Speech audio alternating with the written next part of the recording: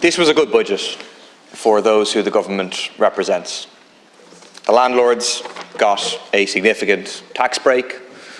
The corporate tax avoiders got an extension of their R&D tax credit or tax break in reality, and the multi-millionaire angel investors got a bespoke, specially designed tax break. But it was a bad budget for people with disabilities, for children, for those on the hospital waiting lists. Today I want to focus on a few specific measures which illustrate the character of this budget. The most striking, I think, of course, is that €160 million tax break for the landlords, twice what is given to renters. Neary has correctly said that the landlord tax break will go down as one of the worst ever tax initiatives. It is almost entirely a dead weight. In other words, the whole premise of the tax break is necessary to keep the landlords in the market, but the vast majority of those who will benefit from this tax break would already have been stayed in the market. It's €160 million which has been handed over to the landlords, which could instead have been used to build houses to fundamentally address the question. The whole premise of the tax break is based on a lie. It's based on the idea of a flood of landlords out of the market, when the CSO figures indicate that that is not happening, that from 2016 to 2022, the number of occupied dwellings rented from a private landlord increased by 7% to over 330,000.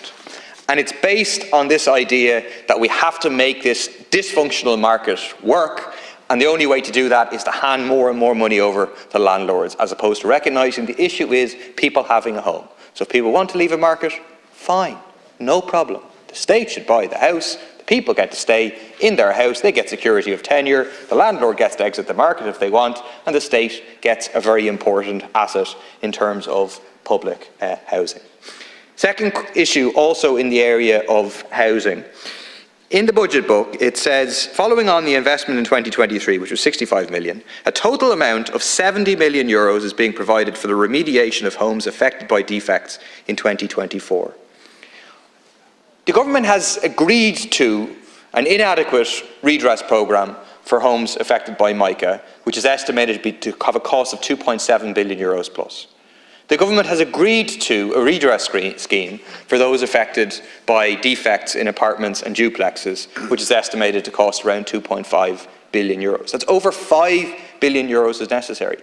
I just don't understand, where is the money to actually make this happen? I asked outside the Minister for Housing, who said, don't worry, the interim funding, the emergency funding for apartment defects will be coming on board before the end of the year. But the figures indicate that the government does not actually intend to pay out in terms of these redress schemes next year, because there isn't any money provided in the budget to do there. And I want to hear from the Minister for Housing. I mean, the Not Our Fault campaign, we're outside today protesting in the rain, making the point, it's 266 days since the Minister acknowledged the problems in terms of apartments and defects and promised a redress scheme, and yet the money is not provided in this budget again.